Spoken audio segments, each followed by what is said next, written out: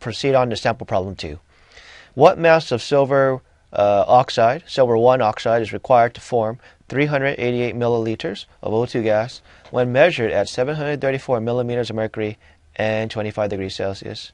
Okay, so mass is what we want to get. We're given volume, we're given pressure, and we're given temperature. And you guess what? You have a chemical equation here, which pretty much means you have a stoichiometry problem. So always the first step is to balance. So when we go ahead and balance this, we're going to need 2 silver oxides and 4 silvers. Okay, so we want to go from basically the following. We're given the pressure, the temperature, and the volume of O2. Well, that's 3 out of 4 parameters, and so we can go ahead and get the moles of O2. So NO2 is equal to PV over RT.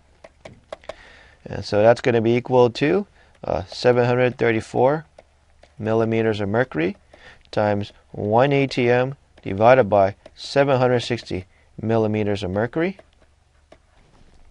Going to multiply that by the volume in liters, which is 0.388 liters, divided by the universal gas constant, 0.08206 liters atmosphere kmol, times the temperature in Kelvin, 25 plus 273.15. So then the moles of O2, we get 0.015 moles of oxygen gas. All right.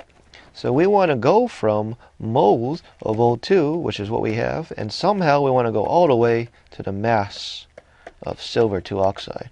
Well, we know how to do that. This is really now just a matter of doing something we've already learned. So we're going to go from the moles of O2 to the moles of silver 1 oxide using the mole to mole ratio, and then on from there is to the mass of silver 1 oxide using the molar mass.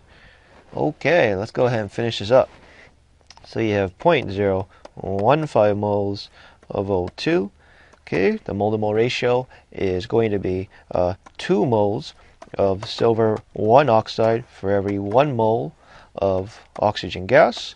And then we're going to go ahead and multiply this by the molar mass of silver 1 oxide to get to grams. So its molar mass is 1.74 grams for every 1 mole of silver 1 oxide.